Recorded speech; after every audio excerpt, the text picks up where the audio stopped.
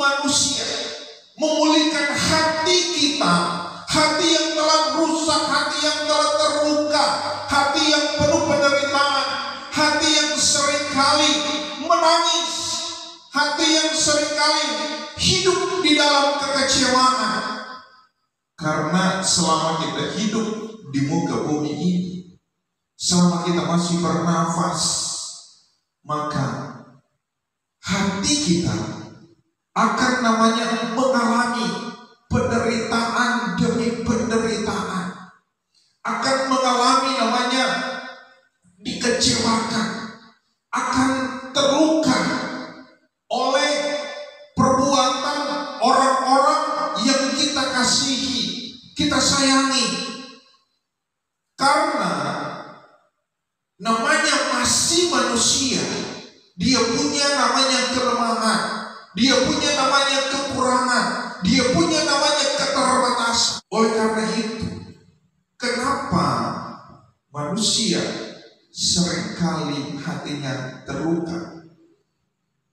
Karena dia terlalu berharap bahwa orang-orang yang dia kasihi itu, orang-orang yang dia cintai itu benar-benar membalas cintanya, kasihnya sesuai dengan apa yang dia harapkan. Tapi di dalam kenyataan, apa yang kita harapkan di dalam hidup ini, apa yang kita harapkan dari orang tua kita untuk mengasihi kita, untuk mencintai kita, sering tidak kesampaian. Nah, karena ketidaksampaian itu, maka hati kita terluka, dan kita mulai membenci orang tua, membenci keadaan, dan mempersalahkan hidup kita sebagai manusia. Apa sih salah saya? Kenapa orang tua saya tidak memperlakukan saya semestinya? Karena kita mengharapkan lebih mungkin untuk orang tua kita, tapi mereka tidak dapat mengasihi kita sesuai dengan apa yang kita mau. Akhirnya kita terluka dengan itu. Kalau orang tua kamu juga tidak dapat mengasihi kamu sesuai dengan apa yang engkau kehendaki, kita harus tahu bersama bahwa mereka juga dulu mungkin kehilangan kasih itu. Mereka tidak mendapat kasih itu, mereka tidak menerima cinta itu, sehingga mereka tidak sanggup dan tidak mampu untuk memberikan cinta itu kepadamu, sehingga kita juga menderita. Begitu juga dengan kehidupan suami istri di dalam rumah tangga. Kadang kita juga berharap supaya pasangan kita benar-benar mengasihi kita sesuai dengan apa yang kita harapkan. Tetapi setelah berjalannya waktu di dalam pernikahan, maka apa yang kita harapkan tidak sesuai dengan kenyataan, dan kita mulai kecewa dengan perkawinan kita, mungkin kecewa dengan pasangan kita. Ini yang kehidupan hati kita terluka karena perlakuan pasangan kita yang tidak sesuai dengan apa yang kita harapkan. Karena ketika kita mengharapkan lebih dari pasangan kita, dapat mencintai kita, dan kita tidak menerima itu, maka kita akan menderita oleh perbuatannya itu. Nah, kita harus merenungkan kenapa kalau kita memiliki pasangan seperti itu, kita harus tahu mungkin juga selama dia hidup, dia juga tidak pernah menerima dan merasakan kasih sayang dari orang tuanya, kasih sayang dari papa mamanya, sehingga dia juga membutuhkan kasih itu, membutuhkan cinta itu, membutuhkan perhatian itu. Nah, di dalam rumah tangga, ketika pria dan wanita mereka mengharapkan supaya mereka benar-benar diperlakukan dengan kasih yang kita dambakan. Ingat baik, Ketika kita mengharapkan itu, maka kita akan terluka. Kenapa? Karena dua-dua mengharapkan. Mengharapkan kita diperlakukan dengan kasih itu. Tetapi kalau juga kita memiliki pasangan yang tidak pernah merasakan kasih atau cinta itu selama dia hidup, dan juga kita sebagai pasangan juga selama kita hidup kita juga tidak merasakan kasih itu. Jadi di dalam hidup rumah tangga ada namanya dua hati yang kosong, yang harus diisi, yang harus sama-sama dipahami. Nah, dua hati yang kosong inilah ketika kita saling mau untuk saling mengisi, itu gak bakal bisa. Karena kita mengharapkan pasangan kita dapat mengisi kekosongan hati kita. Karena kita mengharapkan bahwa cinta sejati yang selama ini yang kita impikan, dan kita harapkan, kita dambakan, tetapi kita tidak menerimanya, kita akan kecewa dan kita mulai kecewa. Karena ingat baik bahwa yang dapat mengisi dan dapat mencintai kita dengan kasih yang tulus, yang dapat mengisi hati kita yang kosong, bukan pasangan kita, bukan orang-orang yang kita kasihi, bukan orang-orang yang kita cintai, tidak. Karena yang dapat mengisi kekosongan hati kita, dialah yang menciptakan hati kita. Dan yang menciptakan hati kita hanyalah dialah Tuhan Yesus Kristus. Jadi yang sanggup dan mampu untuk mengisi kekosongan di dalam hati kita hanyalah Yesus Kristus. Dan yang sanggup untuk memberikan kasih yang sejati di dalam hidup kita hanya Tuhan Yesus Kristus. Karena tidak ada kasih yang sejati di dunia ini selain daripada kasih Yesus. Karena kalau di dunia ini ada kasih yang sejati dari manusia, tidak ada namanya suami istri atau rumah tangga yang bertengkar. Tidak ada namanya pasangan suami istri yang akan bertengkar, gak akan pernah ada. Kalau namanya ada kasih sejati. Tetapi nyatanya kan tidak. Nyatanya kan tidak ada berarti kasih sejati itu. Jadi kasih sejati itu hanya perkataan manusia doang. Atau cinta sejati itu. Karena namanya cinta sejati tidak akan saling menyakiti satu dengan yang lain. Itu namanya cinta yang sejati. Nah, cinta yang sejati itu hanya ada di dalam Yesus. Yesus memberikan cinta yang sejati dalam kehidupan kita. Kenapa? Karena Dia mau menerima kita apa adanya. Jadi kasih sejati itu menerima pasangan kita bukan dari kelebihannya, tetapi dari kekurangan. Nah, itulah yang sanggup dan mampu untuk memulihkan kembali hubungan suami istri, hubungan antara orang tua dan anak-anak dengan orang tua. Ketika kita sanggup dan kita mampu menerima kekurangan orang-orang yang ada di sekeliling kita, yang kita sayangi, maka kita mampu untuk mengasihi mereka. Sama seperti Tuhan juga. Dia mengasihi kita tanpa melihat latar belakang kita. Dia mengasihi kita tanpa Dia melihat siapa kita. Kalau Dia mengasihi kita dan melihat siapa kita, kita tidak layak dikasihi oleh Tuhan. Kita tidak layak menerima kasih Yesus. Kita tidak layak. Karena Yesus Dia tulus. Kasihnya itu sempurna. Dan Yesus adalah pribadi yang sempurna. Kalau Yesus mau mencari orang yang sempurna di muka bumi ini, tidak akan pernah menemukan manusia yang sempurna.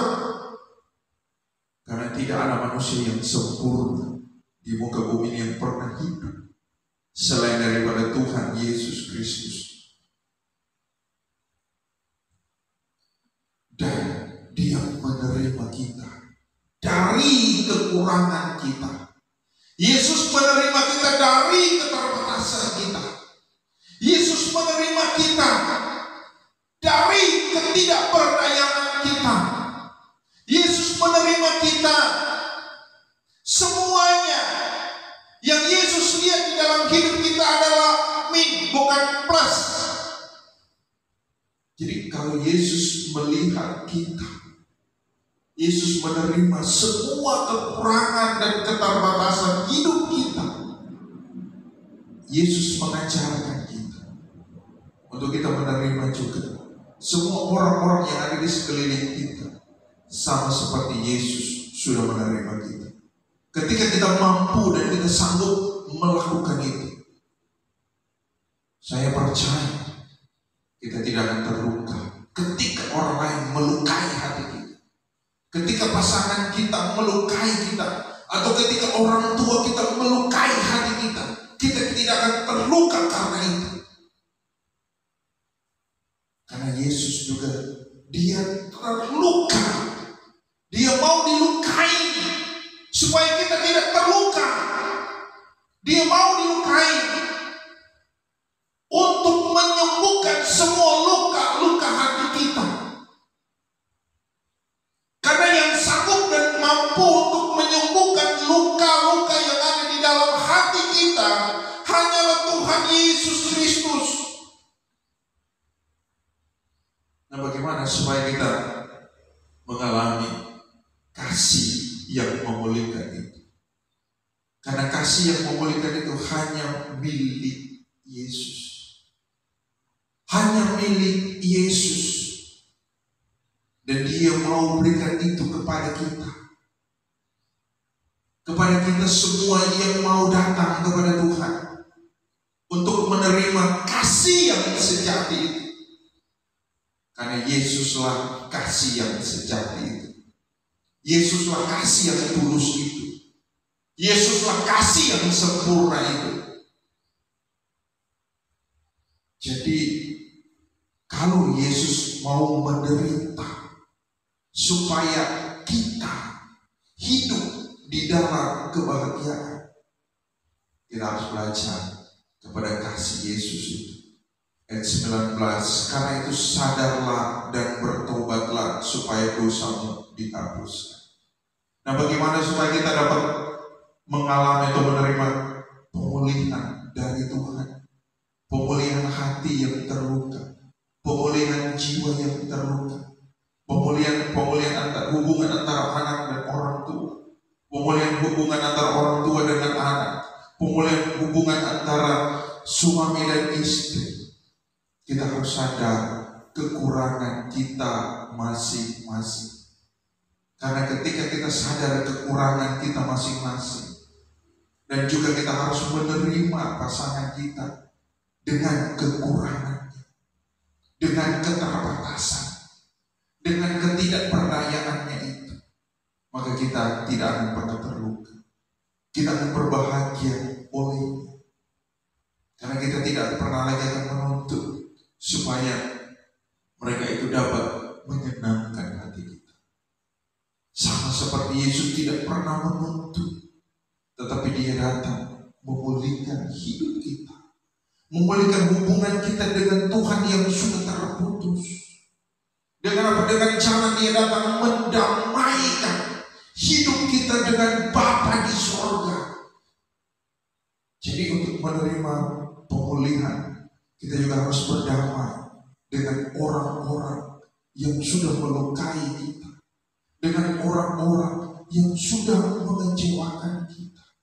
Kita masuk dengan hati yang diperbaharui oleh Tuhan, dengan hidup yang diperbaharui oleh Tuhan. Kita masuk dengan hati yang penuh dengan damai, penuh dengan sukacita. Nah, bagaimana supaya kita dapat masuk dengan hati yang penuh dengan damai? kita harus mengampuni orang-orang yang pernah melukai hati kita. Kita harus mengampuni orang-orang yang pernah melukai kita. Kita harus mengampuni orang-orang yang pernah mengkhianati kita. Kita harus mengampuni mereka. Sama seperti Tuhan sudah mengampuni kita. Karena ketika kita tidak dapat mengampuni mereka, maka Tuhan juga tidak akan mengampuni kehidupan kita. Pengampunan, mengampuni artinya melupakan semua perbuatan-perbuatan jahat yang telah mereka lakukan kepada kita. Kita melupakan semuanya itu. Kita membuka lembaran yang baru dengan mengasihi dia. Kalau dia melukai kita, kita harus tahu bahwa juga dia membutuhkan kasih. Kenapa dia melukai kita? Karena dia juga terluka. Kenapa dia mengkhianati kita? Karena dia juga pernah dikhianati. Kenapa dia menyakiti kita? Karena dia juga pernah disakiti. Dan dia tidak tahu jalan itu. Nah, kita sebagai orang-orang yang percaya kepada Tuhan, mari kita ingat mungkin orang-orang yang pernah melukai kita. Kita ampuni mereka. Kita harus sadar. Karena kesadaranlah yang membuat Tuhan akan memulihkan kita. Kita sadar kita lemah. Kita sadar kita tidak berdaya. Kita sadar kita penuh dengan kekurangan. Kita sadar juga kita banyak menuntut untuk supaya orang-orang di sekeliling kita mereka menyenangkan kita. Karena selama kita menuntut supaya mereka dapat mengerti dan memahami kita, selama itu engkau akan hidup juga di dalam penderitaan. Engkau tidak akan pernah berbahagia dengan semuanya itu. Karena kita menuntut. Tapi ketika kita memiliki hati yang ikhlas, menerima kekurangan orang-orang yang di sekeliling kita, kelemahan mereka, maka kita akan berbahagia. Olehnya kita sadar kekurangan kita. Kita juga harus sadari kekurangan pasangan kita. Kita juga harus sadari kekurangan orang tua kita. Kita harus sadari kekurangan dan kelemahan orang tua kita. Kita harus sadar semuanya. Dan ketika kita sadar mereka juga adalah orang-orang yang membutuhkan kasih, yang membutuhkan cinta. Nah, kita yang mengerti itu, maka kita harus memberikan mereka kasih itu. Karena ketika kita dapat mengasihi mereka di dalam keterbatasan mereka, maka kita akan berbahagia olehnya. Agar Tuhan mendatangkan waktu kelegaan. Jadi ketika kita sanggup dan mampu menerima kekurangan orang-orang yang menyakiti kita, maka hati kita juga akan menjadi lega, pikiran kita menjadi lega, hidup kita menjadi lega. Ketika juga kita sanggup dan mampu untuk mengampuni mereka yang sudah mengkhianati kita, maka kelegaan itu juga menjadi bagian kita. Karena Tuhan mau untuk memulihkan hidup kita, memulihkan pribadi kita, memulihkan rumah tangga kita, memulihkan juga usaha dan bisnismu. Tuhan mau memulihkan itu. Tetapi engkau juga harus mengampuni mereka yang telah melukai hati. Firman Tuhan berkata begini, dan mengutus Yesus. Jadi orang-orang yang mau menerima kekurangan orang lain, maka orang-orang tersebutlah yang akan menerima kelegaan. Orang-orang tersebutlah yang hatinya akan mengalami namanya hati yang penuh dengan damai. Orang-orang tersebutlah dengan sebuah pengharapan bahwa Tuhan dia tidak akan meninggalkan kita. Di situ dikatakan dan mengutus Yesus. Jadi Yesus akan diam bersama-sama dengan orang-orang yang mau menerima kekurangan pasangan, mau menerima kekurangan orang tua. Maka Yesus akan diam bersama-sama dengan orang-orang yang mau mengampuni orang lain, mau mengasihi orang lain di dalam keterbatasan, sama seperti Yesus sudah menerima kita di dalam keterbatasan hidup kita. yang dari semula diuntukkan bagimu sebagai Kristus. Jadi Yesus ketika kita mengampuni orang lain, maka Yesus sebagai Raja di atas segala raja, Dia juga mengasihi kita. Dia akan mengasihi kita, Dia akan mencintai kita, dan Dia akan diam di dalam kita sebagai Raja damai, Raja sumber kedamaian, Raja sumber kebahagiaan, Raja sumber dari semua ketenangan jiwa. Maka ketika Yesus sebagai Raja bertahta tinggal di dalam hati kita, maka hati kita yang gersang ini, hati kita yang hampa ini, hati kita yang kosong ini akan diisi oleh Yesus Kristus sebagai pemilik dari hati ini. Dia tahu hati kita, Dia kenal hati kita, dan Dia mau berbaharui hati kita ketika kita datang kepada Tuhan Yesus. Karena ingat baik, semua yang ada di muka bumi ini, fasilitas apapun itu, tidak dapat dan tidak sanggup dan tidak mampu untuk memenuhi kebutuhan jiwa kita. Karena yang sanggup dan mampu memenuhi kebutuhan jiwa kita, Dialah Tuhan Yesus Kristus, Sang Pencipta jiwa kita. Ketika kita datang kepada Yesus, maka Dia akan memberikan jiwa kita, melegakan jiwa kita, dan memberikan kedamaian di dalam jiwa kita.